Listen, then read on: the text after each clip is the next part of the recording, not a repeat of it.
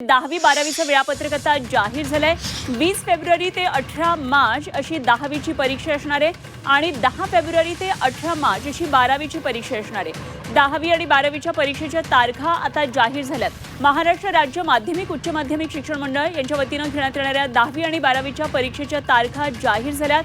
February March 2026च्या परीक्षांच्या तारीख आता जाहीर झाल्यात आणि 10 फेब्रुवारी ते 18 मार्च दरम्यान 2026 दरम्यान ही 12वीची परीक्षा होणार आहे। तर 20 फेब्रुवारी ते 18 मार्च 2026 दरम्यान 10वीची परीक्षा होणार आहे। लेखी परीक्षेच्या या तारखा जाहीर झालेल्या आहेत।